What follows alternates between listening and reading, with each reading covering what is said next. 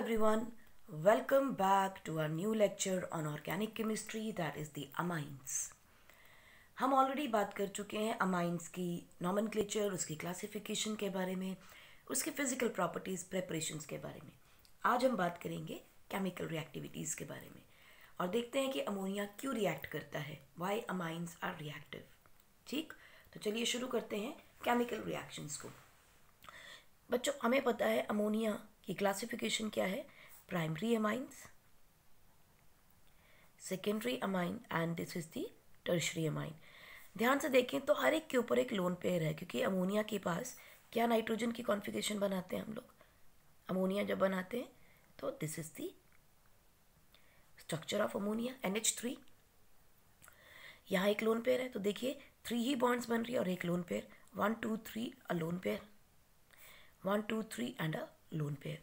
इसका मतलब प्राइमरी हो, सेकेंडरी हो, टर्शरी हो, सबके पास एक एक लोन पेयर होता ही होता है. So now reactivity of this amine group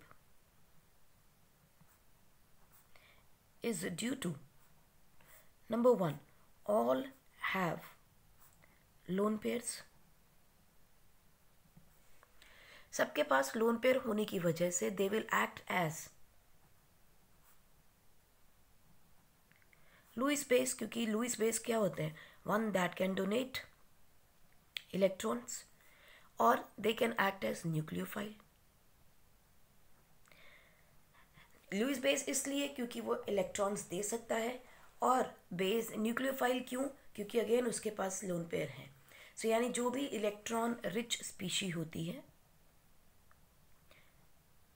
हम उसे क्या कहते हैं, न्यूक्लियोफाइल.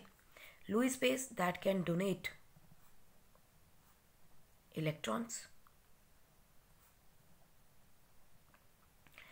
बात वही है, सिर्फ नाम अलग अलग है. ठीक है.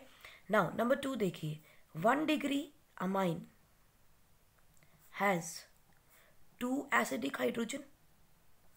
Y we are saying acidic hydrogen, क्योंकि नाइट्रोजन बीइंग मोर इलेक्ट्रोनेगेटिव इस हाइड्रोजन को बार बार लूज करता है. ठीक है. सो ये दोनों हाइड्रोजन निकल सकते हैं, सो दे हैव 2 एसिडिक हाइड्रोजन. जबकि 2 degree amine has 1 acidic hydrogen. And number 4 देखिए, 3 degree amine has 0 acidic hydrogen. इसकी वजह से ये तीनों जो हैं they will show different reactions because of the presence of different number of acidic hydrogen. So they will show different reactions with same reagents.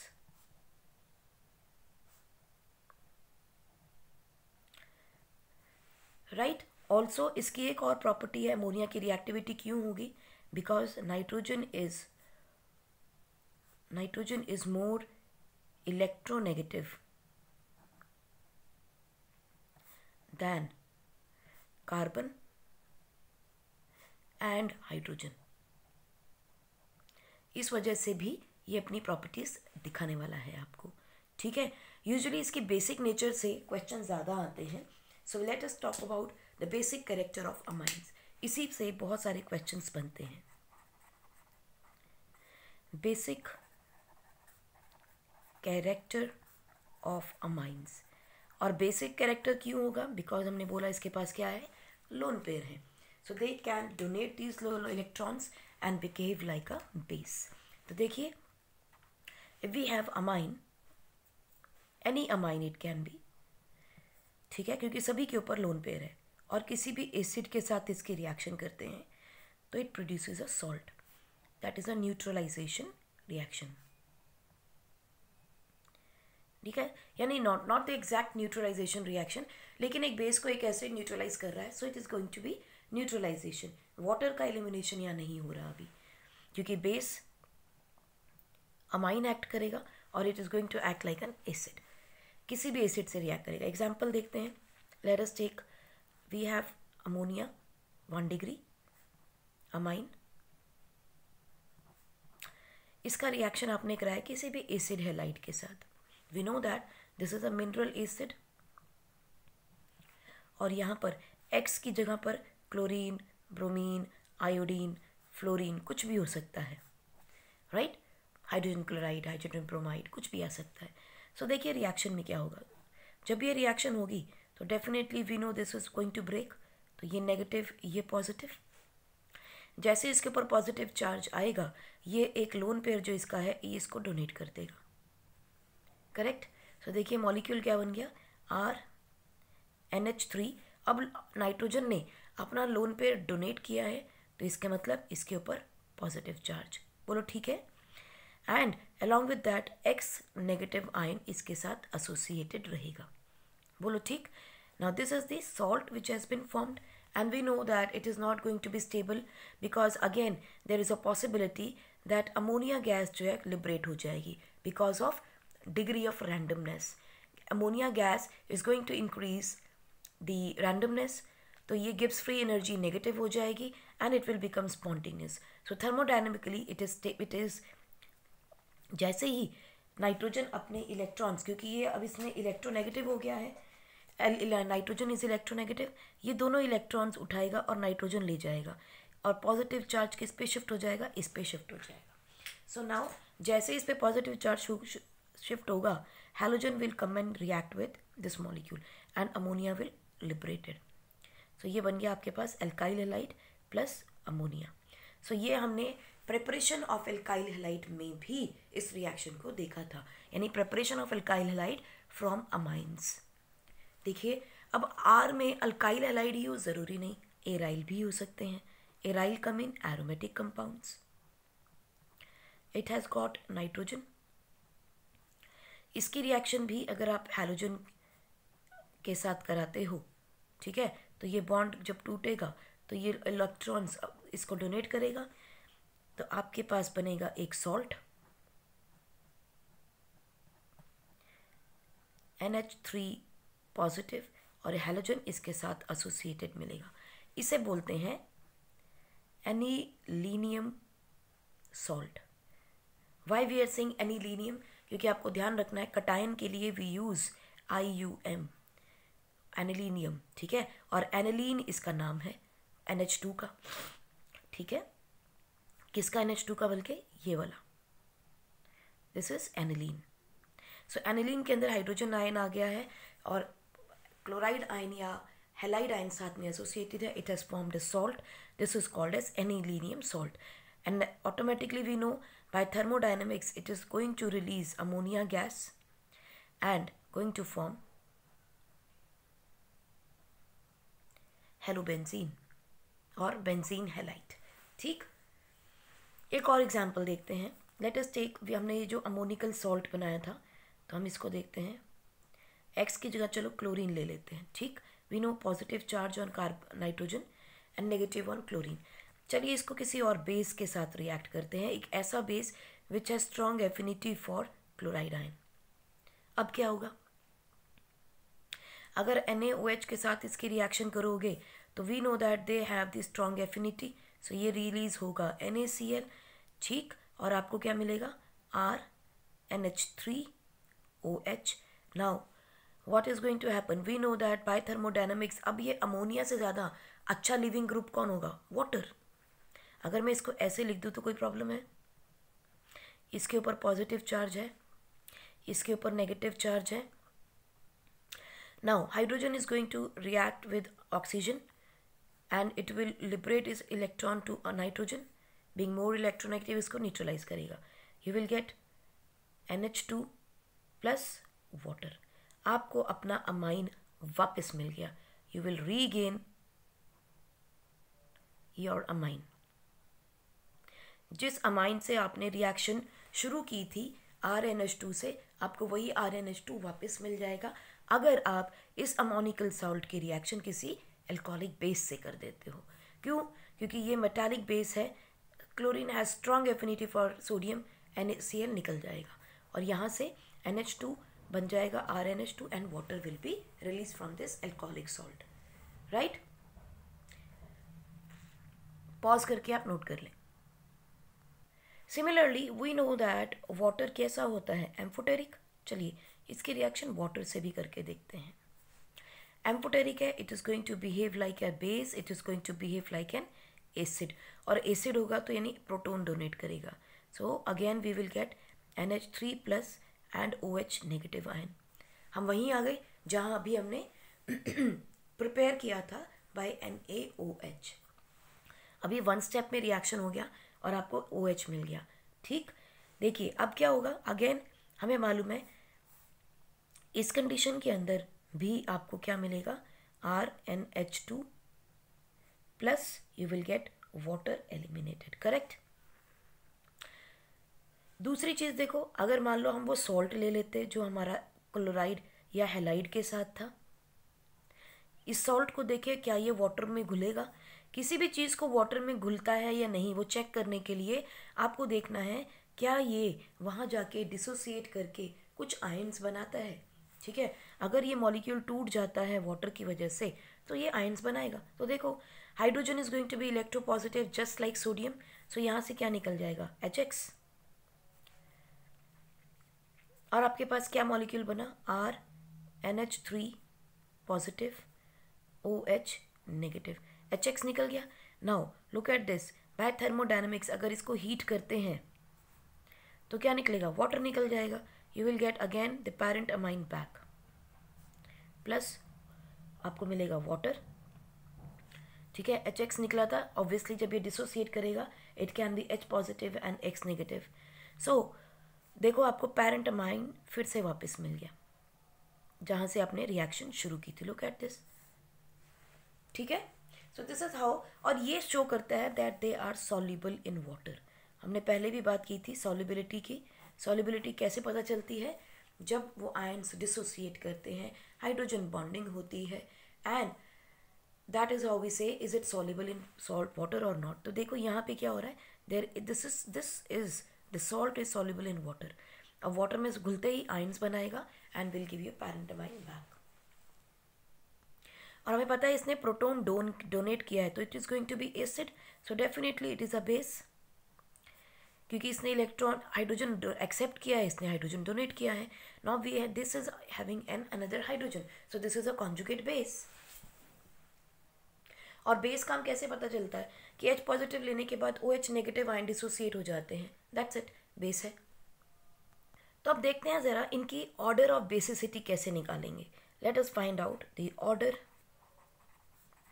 Of basicity of amine. बच्चों order को सबसे पहले हम लोग आइडेंटिफाई करते हैं एक्सपेरिमेंटली। ठीक है, उसके बाद सोचेंगे इसका थ्योरेटिकल क्या है। सबसे पहले देखते हैं experimentally how can we find out the order of basicity of amine. तो चलिए फिर से देखते हैं। RnH2 को हमने वाटर से रिएक्ट किया and it is a reversible reaction. You will gate RnH3 plus OH negative ion. Correct, OH negative ion, these are given on mixing with water. So RnH2 is a base, क्योंकि OH negative ion liberate कर रहा है वो because of this. सो देखो ये क्या है, आपके पास एक लुईस बेस है। लुईस बेस क्यों है, क्योंकि इसके पास लोन पेयर है and this is going to be a Lewis acid. Proton donor होगा ये। ठीक है, और लुईस बेस इस एसिड इसलिए क्योंकि इलेक्ट्रॉन्स को एक्सेप्ट करेगा। तो अगर आप हम देखें फ्रॉम आर काइनेटिक इक्विलिब्रियम, अगर हम देखें इसका के निकालने के लिए why we are writing B, because it is a base which is going to react. K B को कैसे लिखते हैं, RnH3 की मोलर कॉन्सेंट्रेशन, इस आयन की मोलर कॉन्सेंट्रेशन, सॉल्ट की मोलर कॉन्सेंट्रेशन डिवाइडेड बाय, अच्छा इसको हम अलग अलग लेंगे क्योंकि ये दोनों आयन्स अलग अलग हैं, कटायन एंड अनायन। और उसके बाद RnH2। वाटर को हम इसलिए नहीं लिखते because we know that water की वैल्यू क्या होती है, unitary, so we will not write it. So this is what Kb। और व्हाट इज PKb?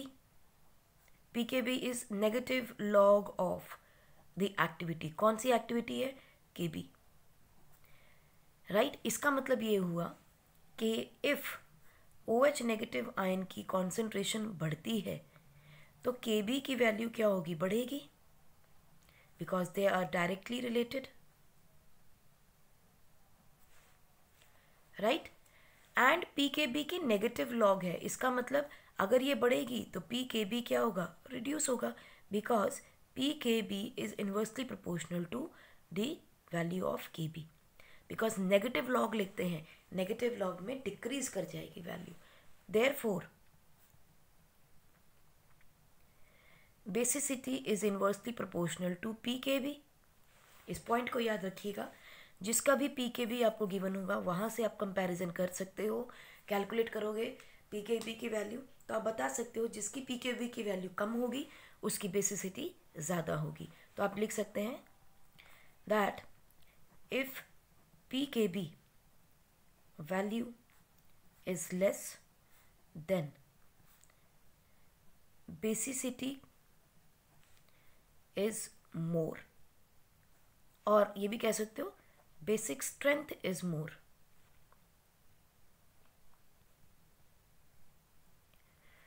है ना। और on the contrary if P के B value is more than basicity is less. ठीक है। सो अगर हम कंपेयर करें, हमारे पास है अमोनिया और हमारे पास है प्राइमरी अमाइन। ठीक है बच्चों, इसके पास भी एक लोन पेयर है और इसके पास भी एक लोन पेयर है। ठीक है, कंपेयर करके बताइए किसकी बेसिसिटी ज़्यादा होगी। सोचिए, वैसे तो अगर आपको वैल्यूज़ देखेंगे तो इसकी वैल्यू मिलेगी 4.75, आपको याद नहीं करनी है, सिर्फ समझ लीजिए, और इसकी वैल्यू है 3.4.22 तक, 3 से लेके 4.22 तक, और इसकी वैल्यू होती है 4.75 के अराउंड। ठीक है, सब देख रहे हो, this is the value of P के बी। तो हमने क्या कहा था, जिसकी पी के बी की वैल्यू कम होती है वो ज़्यादा बेसिक होता है,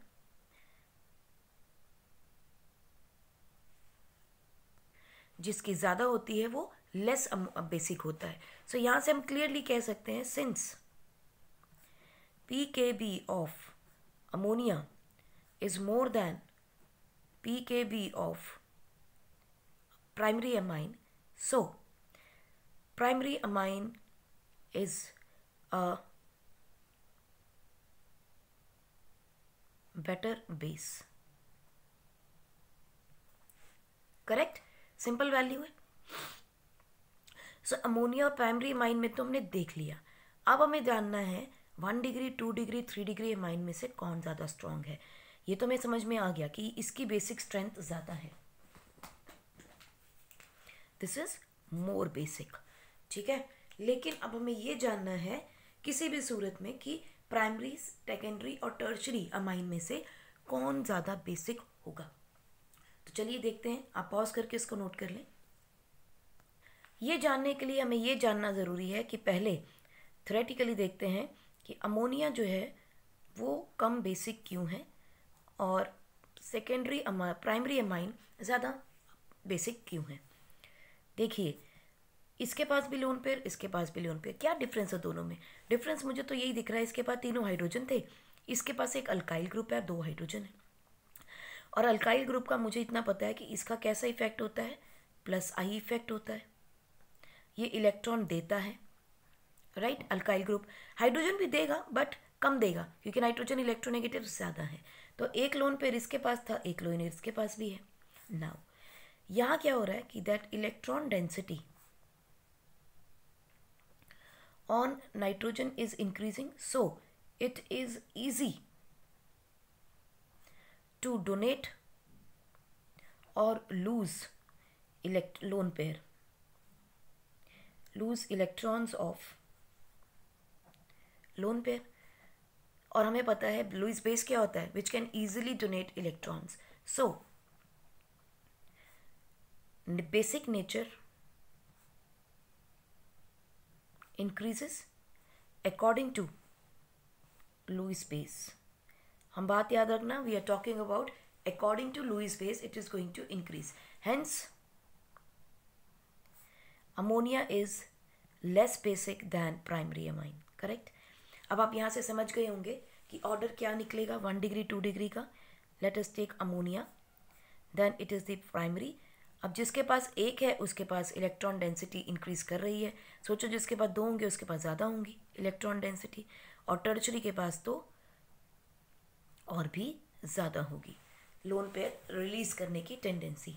So it is important to remember the order of basic character between 1 degree 2 degree and 3 degree amine. यहाँ आके ये क्वेश्चन ख़त्म नहीं हो जाता. रीज़न बिहाइंड, अमाइंस जो होते हैं वो दो तरीके से अपना बेसिक नेचर शो करते हैं. That is in two phases, that is gaseous phase में भी अपना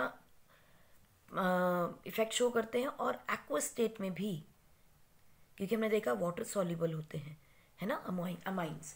सो अगर एक्वस फेज में होंगे तो किस तरह से अफेक्ट दिखाएंगे अपना बेसिक नेचर का. इसको समझने के लिए आपको याद रखना है what are the factors affecting their basic character. किस किस कारण से वो बेसिक नेचर में कन्वर्ट होता है. बच्चों ध्यान रखिएगा, ये क्वेश्चन इंपॉर्टेंट है, एग्जाम में पूछा गया है बारंबार, तो इसको ध्यान से समझ लीजिएगा. अमाइन से क्वेश्चन बहुत आते हैं और बहुत सिंपल से क्वेश्चंस होते हैं, आप आराम से कर सकते हो उन्हें. The only thing is just remember logics behind it. पहला फैक्टर क्या है? पहला फैक्टर है प्लस आई इफेक्ट, जो हम अभी ऊपर देख कर आ रहे हैं. Right, plus effect, I effect is directly proportional to the basic character of amines. Right, यानी कि आर के अंदर NH2, यानी ये अपना प्लस आई इफेक्ट शो कर रहा है. आर NH आर, तो देखो दोनों ही प्लस आई इफेक्ट दे रहे हैं. आर N आर आर, तो तीनों अपना प्लस आई इफेक्ट शो कर रहे हैं. करेक्ट. इसका मतलब 3 डिग्री 2 डिग्री और 1 डिग्री में अगर हम बेसिक कैरेक्टर देखें इन gaseous phase, this is in gaseous phase, as well as in aqueous phase.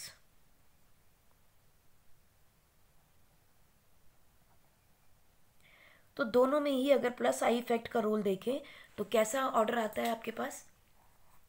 3 degree are stronger base than 2 degree are stronger than the 1 degree in basicity. This is expected due to plus I effect. यही order आएगा, plus I effect का तो यही बनता है. दूसरा effect आता है बच्चों सॉल्वेशन का. सॉल्वेशन का मतलब कौन कितना ज़्यादा वाटर में घुलता है. ठीक है, and this is the aqueous phase. ये गैशियस में तो आएगा नहीं. इसका मतलब क्या हुआ? RNH2, इसके पास एक लोन पेयर है और यहाँ क्या है, वाटर से क्या मिलेगा आपको? H पॉजिटिव आयन मिलेगा जिसको कि ये डोनेट करेगा. सो you will gate RNH3 plus. अब सॉल्वेशन डिपेंड करती है कि ये वाला जो सॉल्ट बना है, आयन बना है, ये कितना स्टेबल है. ठीक है, तो stability of this ammonium salt, ion और सॉल्ट, क्योंकि यहाँ आयन है तो will talk about ion. Stability of this ammonium means that RNH2 is a good base. ये भी हमने देखा था. राइट, सो देखिए you have R N H H and H. ये क्यों? क्योंकि ये लोन पेयर इसके साथ कनेक्ट कर गया, तो यहाँ एक डेटिव बॉन्ड बनी है और इसके ऊपर क्या आएगा? प्लस का साइन. यही आयन बन रहा है. सेकेंडरी में क्या बनेगा? R N H R H, dative bond के साथ.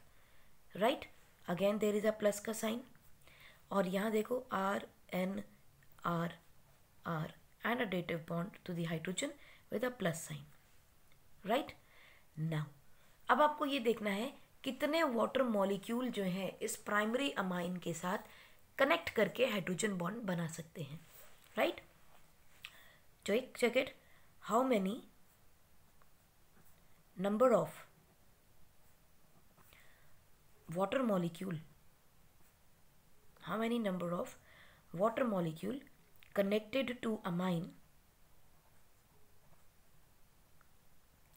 क्योंकि ये H पॉजिटिव कहाँ से आ रहा है? ये H पॉजिटिव आ रहा है वाटर से, लेकिन अब हमने देखना है how many water molecule connected to the amine forms hydrogen bonding with hydrogen atoms in amine. Solvation तो तभी देखोगे ना। अब यहाँ पर ये पानी में घुलेगा कैसे, जब इसके साथ हाइड्रोजन बॉन्ड्स बनेंगी। बात समझ में आ रही है? यहाँ तक नोट कर लीजिए। ओके, नाउ देखिए हाइड्रोजन बॉन्ड्स कैसे बनेंगी। देखो, एक हाइड्रोजन ये है, it can form a hydrogen bond with oxygen. ये हाइड्रोजन बॉन्ड बना सकता है, ये भी हाइड्रोजन बॉन्ड बना सकता है। Now this is one hydrogen bond and one hydrogen bond. ये कितने बना सकता है? Only one hydrogen bond, right. इसका मतलब number of hydrogen bonds are more in primary amine than secondary than tertiary amine. तो सॉल्वेशन के अकॉर्डिंगली ऑर्डर क्या हो जाएगा? So 1 degree is more basic than 2 degree is more basic than 3 degree according to solubility, correct. Pause करके आप note कर लें। तो हम यहाँ लिख सकते हैं दैट जितनी ज़्यादा बॉन्ड्स होंगी उतनी ज़्यादा स्टेबिलिटी होगी, क्योंकि hydrogen bond is a strong bond. So stability of molecule is more as number of bonds formation is more in primary amine than secondary amine than tertiary amine, right? And we know that bond order का मतलब क्या होता है? Number of bonds, correct. So bond order is directly proportional to stability.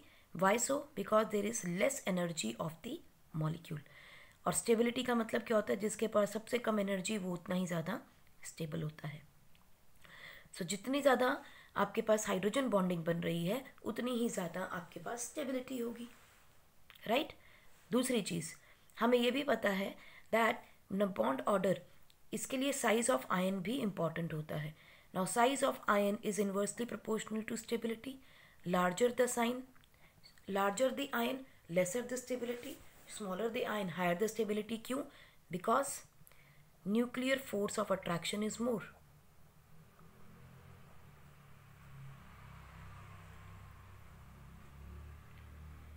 Nuclear force of attraction is inversely proportional to size of ion. छोटा size होगा ज़्यादा nuclear force of attraction, बड़ा size होगा कम फोर्स ऑफ अट्रैक्शन, और accordingly stability will be affected, right. Same ways size of ion is also inversely proportional to solvation. जितना छोटा size होता है उसमें उतने वाटर मॉलिक्यूल ज़्यादा लगते हैं। ये हमने पढ़ा था एस ब्लॉक में जब हमने इसकी सॉल्वेशन देखी थी। यानी जितने भी आपके एस ब्लॉक के एलिमेंट्स हैं जो छोटे ग्रुप में हैं, यानी सेकंड पीरियड थर्ड पीरियड में हैं, they form more hydrolyze salt as compare to larger size of cations. ठीक है, तो हम यहाँ इसको समराइज कर सकते हैं दैट बॉन्ड ऑर्डर, यहाँ पे हम बॉन्ड ऑर्डर ले रहे हैं हाइड्रोजन बॉन्डिंग का। ठीक है, बॉन्ड ऑर्डर और hydrogen bonding is directly proportional to stability. Why so? Because it is inversely proportional to energy of the molecule. Also, stability is inversely proportional to size of ion and inversely proportional to and directly proportional to solvation. जिसके जितनी ज़्यादा solvation है उतना ही वो soluble stable हो जाएगा। ठीक है, सो यहाँ से हम देख सकते हैं और फिर हम कह सकते हैं कि this is directly proportional to basic character. जिसकी जितनी ज़्यादा सॉल्वेशन उसका उतना ज़्यादा बेसिक कैरेक्टर मिलेगा। सो इस ऑर्डर से हम देखते हैं, so the order comes out to be 1 degree is more than 2 degree is more than 3 degree in basic nature.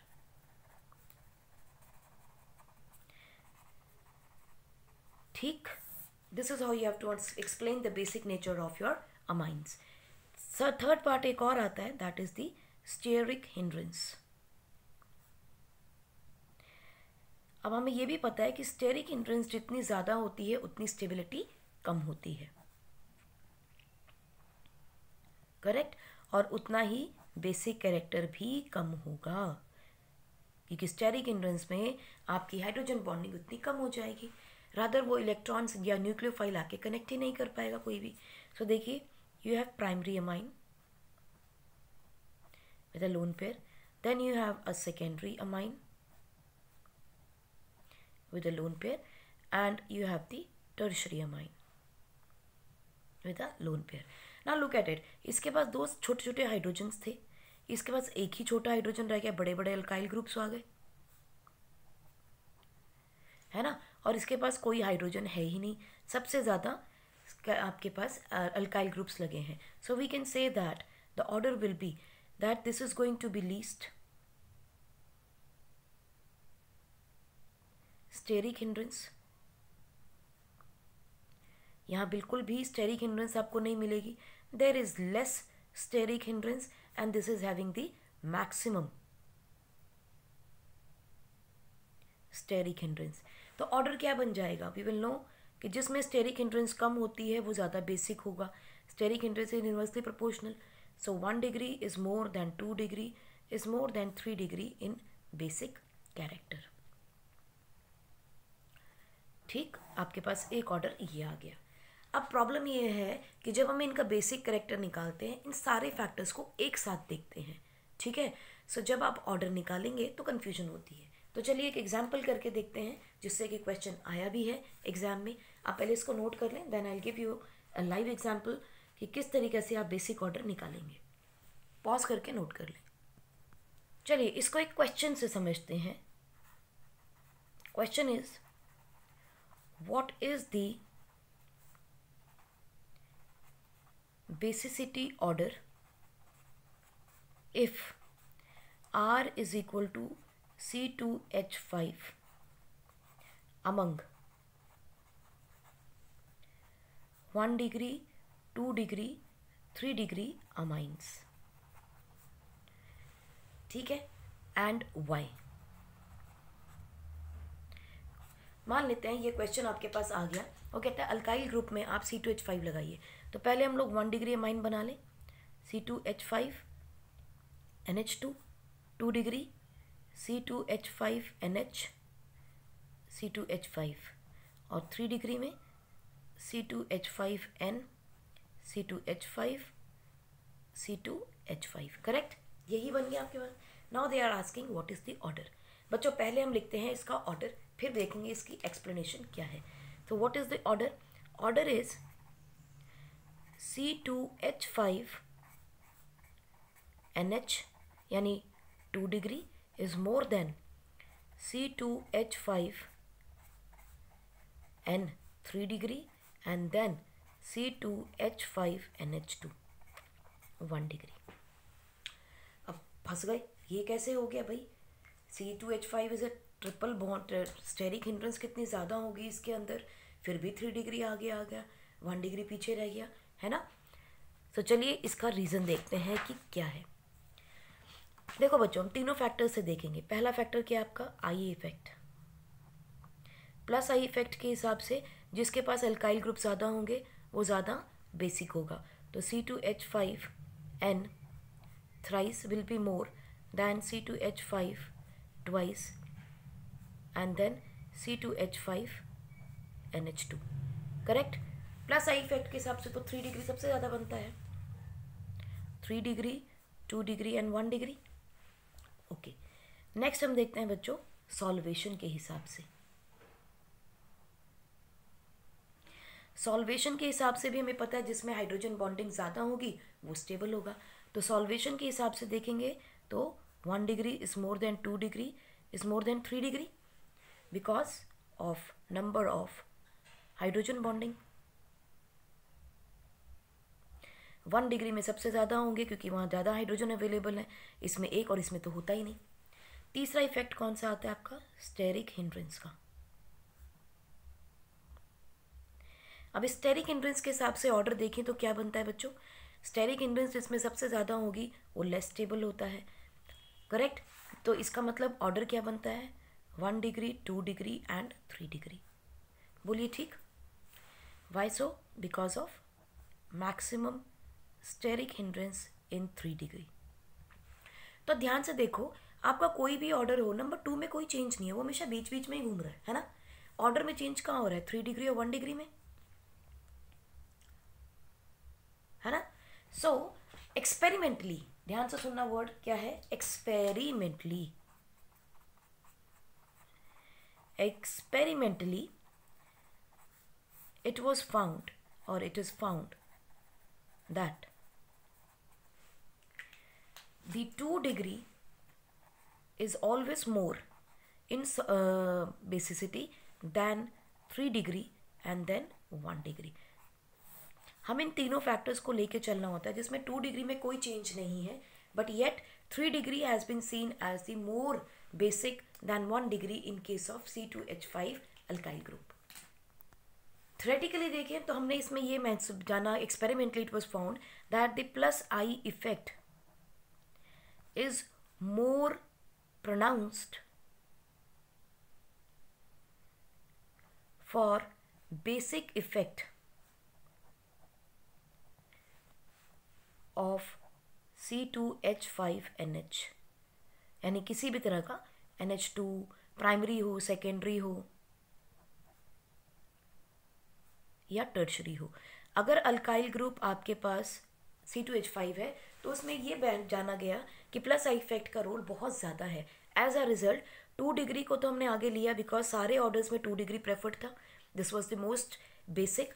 उसके बाद क्योंकि प्लस आई इफेक्ट प्रोमिनेंट ज़्यादा था इसलिए 3 डिग्री को रखा गया और लास्ट में 1 डिग्री ऑर्डर दिया गया, ठीक है। सिमिलरली अगर आपके पास एक क्वेश्चन आता है that what if R is equal to CH3, then the order of basicity among 1 degree, 2 degree और 3 degree amines, and why? तो अगेन इसका आंसर बच्चों में एक्सपेरिमेंटली ही मिला है, लेकिन इसका ऑर्डर क्या बनेगा वो आपको बताते हैं। 2 डिग्री तो अगेन सेम रहने वाला है। If you look at all the effects, plus I effect देखें तो we know that 3 degree is more than 2 degree is more than 1 degree. अगर हम सॉल्वेशन का इफेक्ट देखें तो हमें पता है order is 1 degree, 2 degree and 3 degree. और अगर आप स्टेरिक हिंड्रेंस का देखें तो order is 1 degree, 2 degree and 3 degree. In this case, the order found was experimentally,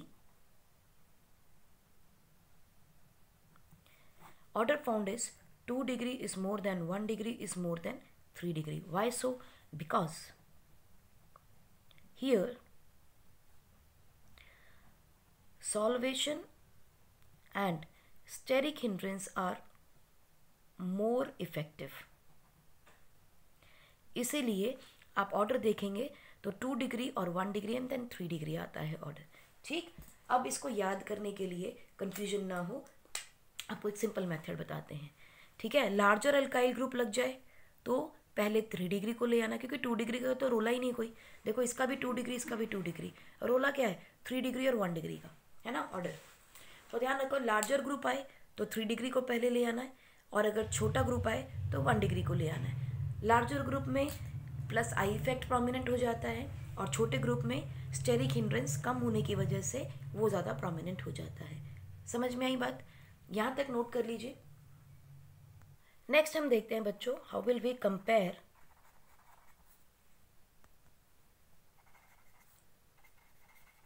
between aniline and ammonia. सबसे पहले हमें जानना है इनका स्ट्रक्चर क्या होगा।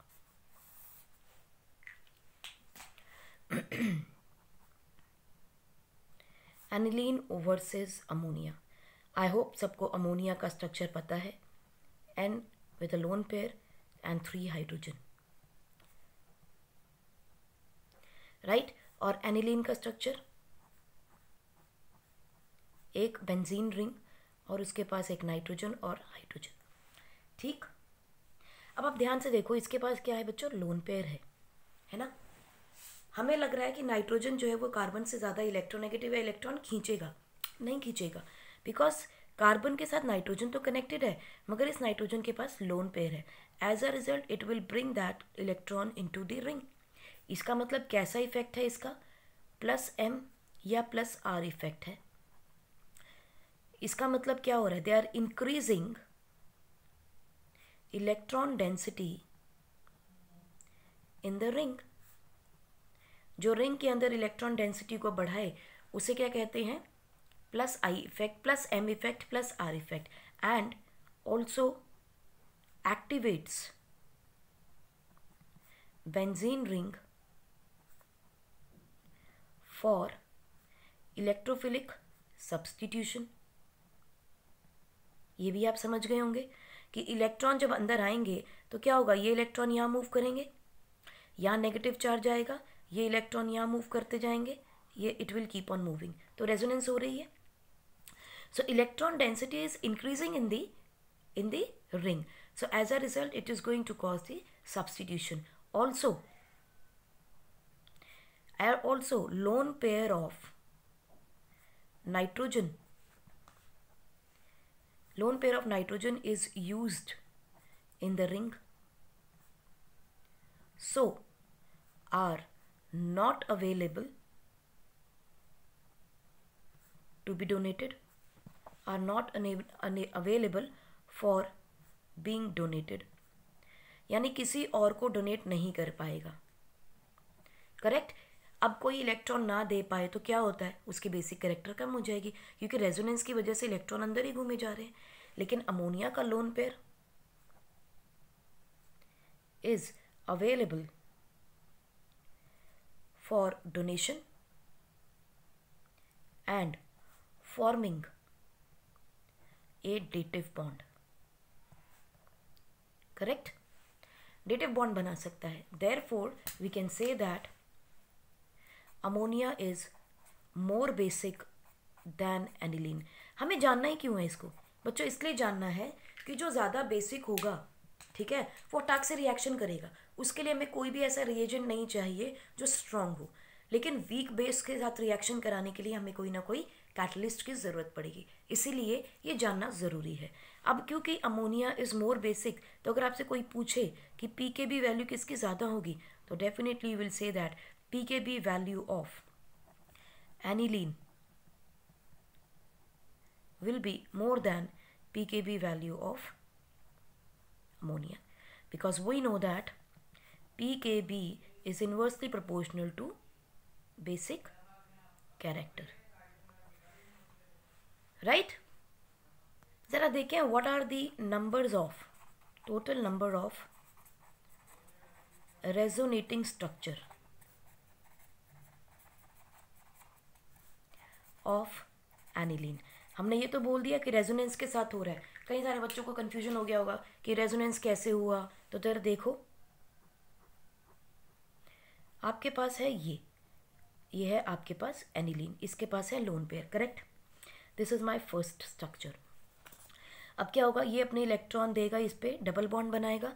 इस कार्बन पे अगर डबल बॉन्ड बनती है तो 1 2 3 4 5 हो जाएंगी। सो ये इलेक्ट्रॉन अपने ट्रांसफ़र कर देगा। तो देखिए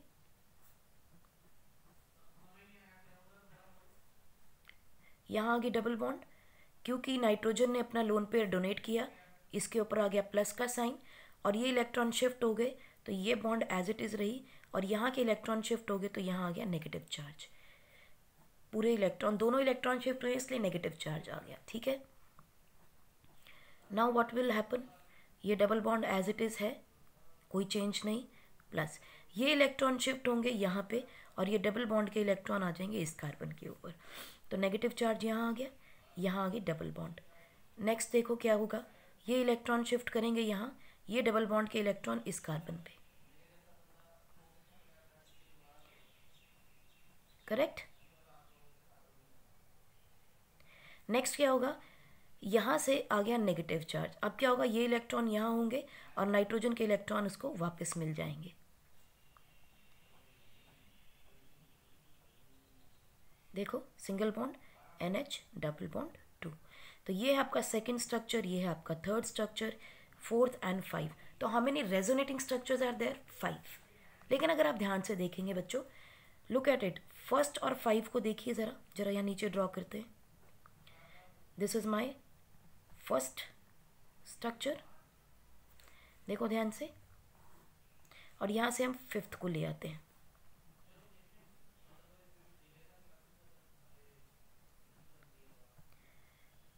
NH2. कोई डिफरेंस नज़र आ रहा है? कोई डिफरेंस नज़र नहीं आ रहा हमें. फ़र्क सिर्फ क्या है, इसकी बॉन्ड्स यूं घूम रही है और इसकी बॉन्ड पीछे चली गई थोड़ी, देखो यहाँ से आ रही है ना, और कोई डिफरेंस नहीं है. इसका मतलब these are almost the same structures and these structures are called as Kekule structures.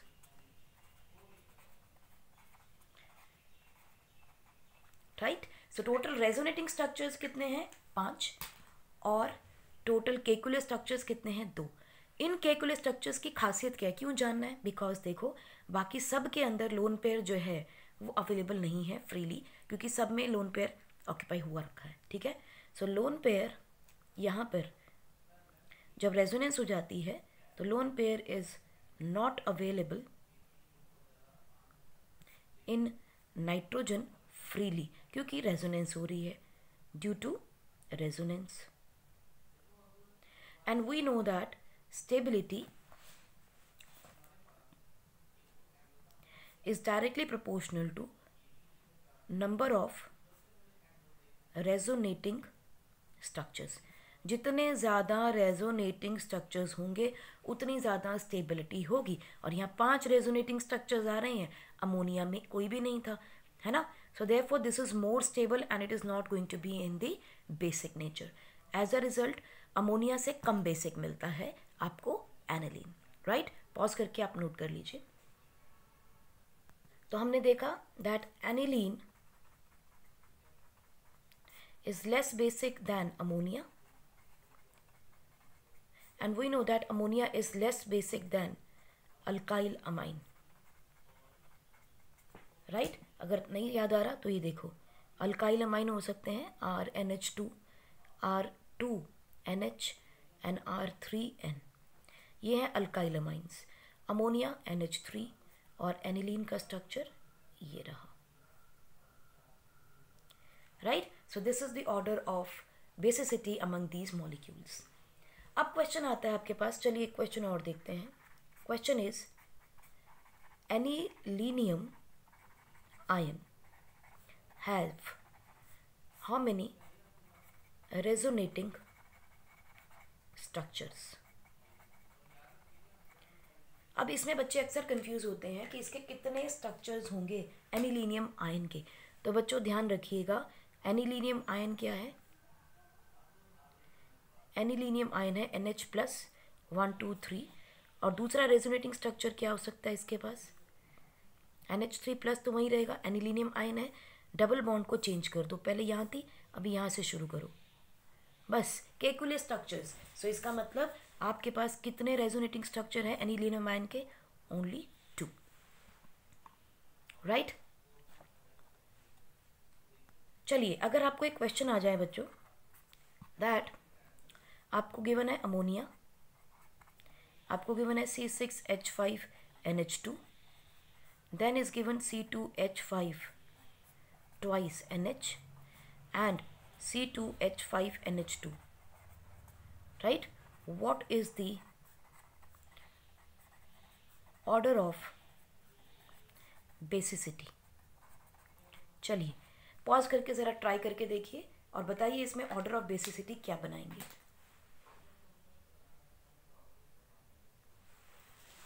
I hope आपने पॉज करके ट्राई कर लिया होगा. तो let us look at the order of basicity. ये है आपके पास अमोनिया, ये है एनिलीन. और अभी हमने देखा था कि एनिलीन जो है is less basic than ammonia. Right. ये ऑर्डर तो क्लियर हो गया हमें. अब बारी आती है इथाइल डाइथाइलमाइन और इथाइलमीन के अंदर. ध्यान से देखिए, एक 2 डिग्री अमाइन है और एक 1 डिग्री अमाइन है. हमें ऑर्डर पता है यूजुअली क्या होता है, that 1 degree is more basic than the 2 degree. But यहाँ पे आर है C2H5. C2H5 में हमने ऑर्डर स्पेसिफिकली किया था that 2 degree is more stable and more basic than 1 degree. So ammonia के बाद you will write 1 degree amine and उससे भी ज़्यादा C2H5 twice NH. This is going to be the order, right? So यहाँ हमने कर लिया है comparison of basicity basic character of various amines. Next हम चलते हैं हमारी नेक्स्ट केमिकल रिएक्शन पे, that is the alkylation. Alkylation, ठीक. अब एल्काइलेशन क्या होता है ये आपको अच्छे से पता है. What is an alkylation? जब आप किसी भी अल्काइल ग्रुप को अमाइन के साथ चिपका देंगे, ठीक. That is it, alkylation. यानी एक हाइड्रोजन को रिप्लेस करके आपने अल्काइल ग्रुप लगाना है. देखिए समझिए, RNH2 है, अल्काइलेशन क्या होगी? RNH and R dash, where R dash may not be equal to R और may be equal to R, कुछ भी हो सकती है. इसे बोलते हैं एल्काइलेशन. अब क्योंकि यहाँ पे आपके पास है, let us take an example with the primary amine NH2. हमने हालांकि ये हेलो एल्केन्स में किया है, ठीक है. और RX आपके पास एक अल्काइल हैलाइड है, ठीक. This is the alkyl halide और हेलो एल्केन है. This is your 1 degree amine. Now 1 degree amine is a basic character.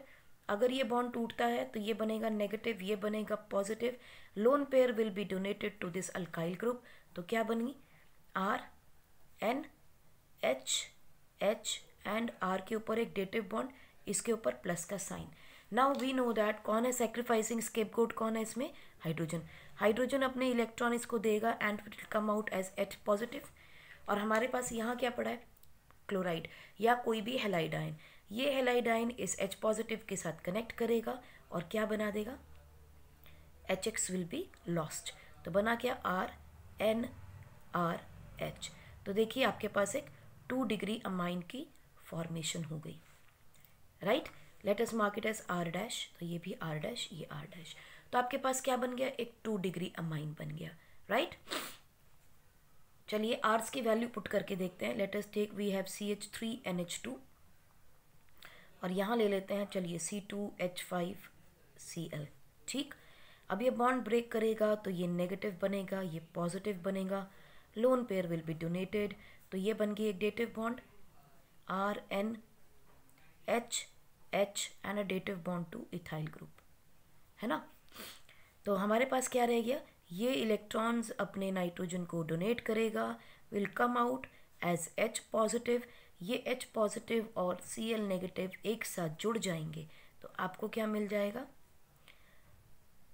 CH3NH C2H5 plus HCl. तो देखिए आपके पास एक 2 डिग्री अमाइन आ गया. और इसका नाम कैसे लिखेंगे? इसका कॉमन नेम अगर लिखते हैं तो you will write N methyl amine. This is the common name, right. और अगर आप इसका IUPAC नॉमेनक्लेचर लिखते हैं तो छोटे वाले कार्बन को आप अल्काइल बनाइए, बड़े कार्बन की चेन को आप पेरेंट चेन बनाएंगे. तो IUPAC नॉमेनक्लेचर लिखते हुए हम लिखेंगे N मिथाइल इथेन अमाइन. तो अल्काइल अमाइन भला लिखा जाएगा कॉमन नेम, और alkyl alkane amine will be written as the IUPAC name. तो इसको देख लीजिए, अल्काइल एल्केन अमाइन. और यहाँ क्या लिखेंगे? Alkyl amine. सेम है तो डाई कर देंगे, डिफरेंट है तो अलग अलग की पोजीशन लिखेंगे. और वहाँ लिखेंगे एन अल्काइल अमाइन, ठीक. पॉज करके आप नोट कर लीजिए. थर्ड हम देखते हैं इसकी प्रॉपर्टी में एसाइलेशन. जैसे एल्काइलेशन किया है बिल्कुल वैसे ही करेंगे एसाइलेशन. अब एसाइलेशन में आप समझ जाएंगे कि हमने किसी भी अमाइन की रिएक्शन हम एक एसिड डेरिवेटिव से करा रहे हैं. और ये कौन सा एसिड डेरिवेटिव है? This is the acid halide, जिसे हम लोग एसाइल हैलाइड भी कहते हैं. एसिड हैलाइड या acid anhydride. Basically acid anhydride होता है रादर देन हैलाइड, बिकॉज वहाँ से वाटर का मॉलिक्यूल निकला हुआ होता है। ठीक है, सो कैसा लिखा जाएगा इसको, एसिड एनहाइड्राइड को या एसिड हैलाइड को? अगर आप एसिड हैलाइड को लिख रहे हैं तो it is R C double bond O X, और एनहाइड्राइड को लिखेंगे तो R C double bond O O R dash, C O O double bond O R dash. ठीक है, this is an acid anhydride. और एसिड अमाइड भी ले सकते हो आप यहाँ, वो क्या होगा, कोई भी एसिड डेरिवेटिव हो सकता है, R C double bond O NH2, ये क्या है, एसिड अमाइड। ठीक है, अब देखो क्या बनने वाला है, एसाइलेशन में हमेशा there is going to be an acid derivative, तो आपको कंपाउंड मिलेगा क्या, ये अमाइड बन जाएगा यूजुअली। ठीक है, यानी अमाइड की फॉर्मेशन होगी। क्यों होगी, there is an ascent of chain, देखो carbon dioxide carbon and oxygen आ रही है, तो there is an ascent of chain reaction होगी, एक कार्बन इंक्रीज करने वाला है, राइट। तो चलिए देखते हैं, RNH2 की रिएक्शन अगर आपने की तो आपके पास किस किस से कर सकते हो आप, हम कर सकते हैं इसकी रिएक्शन या तो एसिड हैलाइड के साथ जो हमने यहाँ लिखा, या आप इसकी रिएक्शन कर सकते हो किसी एस्टर के साथ, और या आप इसकी रिएक्शन करेंगे किसी भी एनहाइड्राइड के साथ। प्रोडक्ट इन सब में एक ही बनेगा, R C double bond O NH2, R C double bond O NH2, यानी आपकी प्रेपरेशन ऑफ अमाइड है ये। ठीक है, NH2 बनेगा। एग्जाम्पल देखते हैं पहले और फिर इसका मैकेनिज्म समझेंगे। एग्जाम्पल देखते हैं, let us take we have C2H5NH2, right. इसकी रिएक्शन चलिए हम एसाइल हैलाइड के साथ ही करते हैं अभी।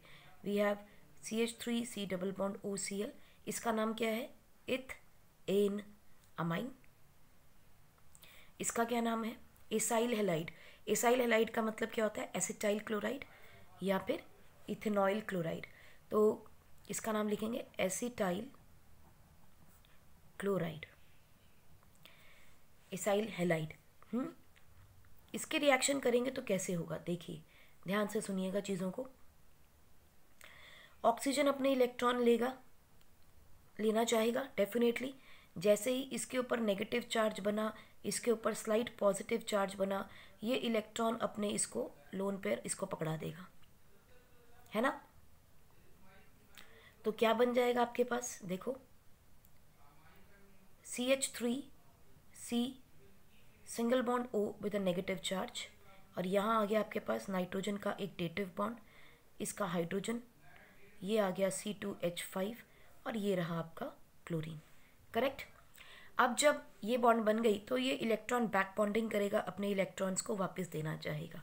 अगर ये वापस देता है तो मॉलिक्यूल क्या बनेगा बच्चों, देखो CH3C double bond O Cl nitrogen with hydrogen and C2H5। ठीक, ये आपका स्टेप नंबर 1, ये आ गया आपका स्टेप नंबर 2। अब देखो ये मॉलिक्यूल जब बैक बॉन्डिंग करेगा तो ये बनेगा आपके पास चार्ज, जैसे ही बैक बॉन्डिंग करेगा देखो कार्बन के पास 1 2 3 4 5 बॉन्ड्स आ रही हैं, ऐसे में क्या होगा, carbon with 5 bonds is unstable, so chlorine being good leaving group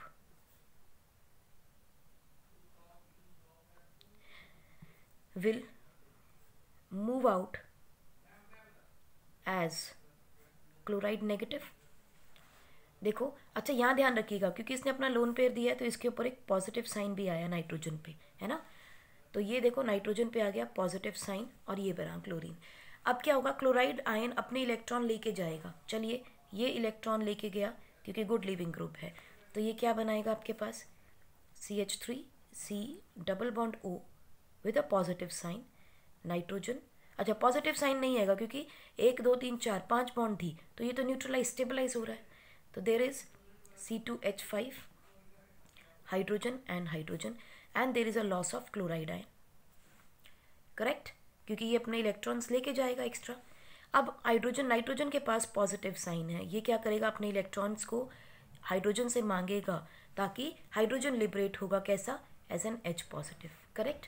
तो मॉलिक्यूल क्या बनेगा आपके पास, CH3 C double bond O NH C2H5, और ये हाइड्रोजन क्या करेगा, क्लोरीन के साथ मिक्स होके it will be liberated as HCl।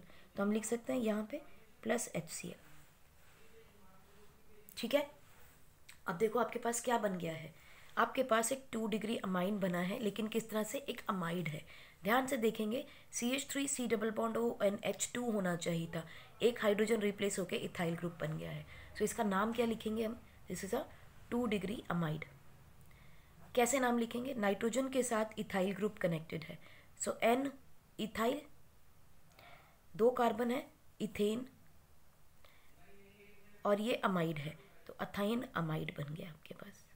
So N ethyl ethane amide was the formation of this molecule. बोलो ठीक। यहाँ आके हम इस रिएक्शन को रोकते नहीं, अगर हमारे पास ज़्यादा मॉलिक्यूल्स अवेलेबल हों, ठीक है, तो हम एक और स्टेप जा सकते हैं आगे। Let us look at that step. तो आपके पास क्या आएगा, 3 डिग्री अमाइड बन जाएगा। देखो स्टेप नंबर 3 ले लेते हैं, दैट इज आपके पास है CH3 C double bond O NH C2H5। अब इसके पास भी एक लोन पेयर पड़ा है, इसका मतलब still it can act as a base, तो एक और एसाइल क्लोराइड ले आए, है ना। पॉसिबल है, हम एक और एसाइल क्लोराइड ले आते हैं या कोई और लिख लो, ये पॉसिबल है रिएक्शन। ये जाएगा, इलेक्ट्रॉन लेगा, मैं इसी स्टेप में दिखा रही हूँ, ये बैक बॉन्डिंग करेगा, क्लोरीन बाहर निकलेगा, एज अ रिजल्ट ये नाइट्रोजन के इलेक्ट्रॉन इस कार्बन पे चिपक जाएंगे। सो you will gate CH3 C double bond O N, और ये हाइड्रोजन जो है वो लिबरेट होगा। चलिए अभी हम इसको मार्क कर लेते हैं, NH C2H5। बोलो ठीक है, पॉजिटिव है, ये अपने इलेक्ट्रॉन इसको लेगा इससे और H को निकालेगा एज एन H पॉजिटिव, जो कि क्लोरीन के साथ चिपक जाएगा। You will gate CH3 C double bond O N C2H5, okay, and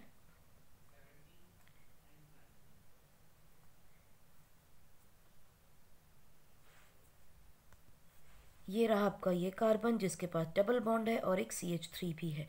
so it is going to be a complex structured, complex 3 degree amide मिल रहा है आपको, ठीक है। इसका नाम क्या लिखोगे, N इथाइल, उसके बाद N के आगे फिर सब्स्टिट्यूएंट चेन बन गई है, 1 कार्बन एंड 2 कार्बन, ठीक है। सो you will write 2 methyl ketone, ketone बन रहा है ना, नाइट्रोजन के साथ लगा हुआ है, 2 methyl ketone. So it's a complex name, nomenclature हम बाद में कर सकते हैं, ठीक है। सो इस मॉलिक्यूल को समझिए, इस रिएक्शन को समझिए। So you will get acylation in which आपका अमाइन जब भी रिएक्ट करेगा एक अमाइड बनाएगा, करेक्ट। एक रिएक्शन आपको देती हूँ, ट्राई कीजिएगा उसको, प्रैक्टिस कीजिए इसकी, कि अगर आप इसका प्रोडक्ट बना सके तो। Product reaction is C2H5 twice NH, एक 2 डिग्री अमाइन ले रहे हैं हम, इसकी रिएक्शन एक एनहाइड्राइड के साथ करेंगे आप, C double bond O O C double bond O CH3।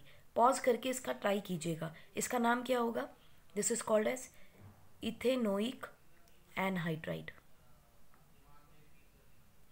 and this is a 2 degree amine, so we'll write N comma N diethyl amine।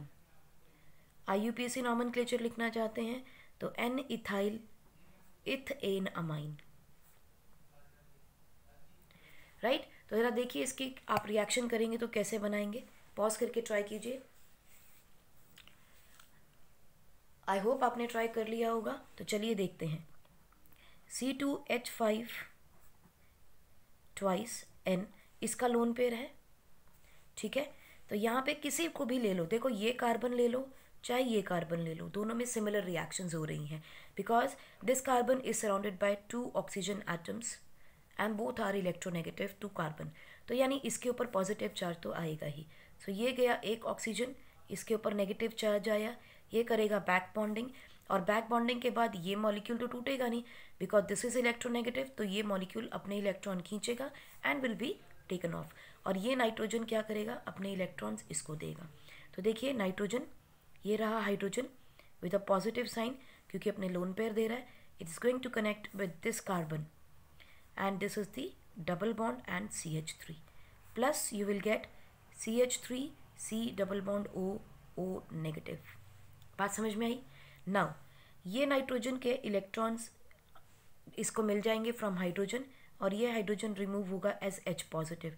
This H positive is going to combine with this oxygen, तो क्या मिला आपको? C2H5 twice nitrogen with a bond C double bond O CH3 plus CH3 C double bond OH। सो अगर anhydride के साथ reaction करते हो तो आपको एक एसिड वापस मिलता है। नाम क्या लिखेंगे? N के साथ 2 इथाइल ग्रुप कनेक्टेड हैं, सो N, डाई इथाइल। ये क्या है? एक एसिड आपका अमाइन है, 3D टर्शरी अमाइन बना है, 3 डिग्री बना है नाइट्रोजन का। सो you will write ethane amide. So di ethyl ethane amide is the name of this molecule, and इसका नाम क्या है तुम्हें पता ही है, एसिटिक एसिड, राइट। इसका मतलब यहाँ से कंक्लूजन क्या निकला? अगर आपने 1 डिग्री अमाइन लिया है तो आपको प्रोडक्ट क्या मिलेगा? 2 डिग्री अमाइड ऑन एसाइलेशन। और अगर आपने 2 डिग्री अमाइन लिया है तो क्या मिलेगा आपको? 3 डिग्री अमाइड ऑन एसाइलेशन। और अगर आपने 3 डिग्री अमाइन लिया है तो कोई रिएक्शन नहीं होगी। क्यों नहीं होगी? Because no hydrogen is available. ठीक है, तो ये रिएक्शन एक आपकी डिफ्रेंसिएशन रिएक्शन भी हो सकती है कि एसाइलेशन पे अभी कोई रिएक्शन नहीं मिल रही है, ठीक है, एज अ रिजल्ट यहाँ पे रिएक्शन। पर आपको ध्यान रखना है बेसिकली 1 डिग्री और 2 डिग्री, इसी पे ज़्यादा क्वेश्चंस आएंगे।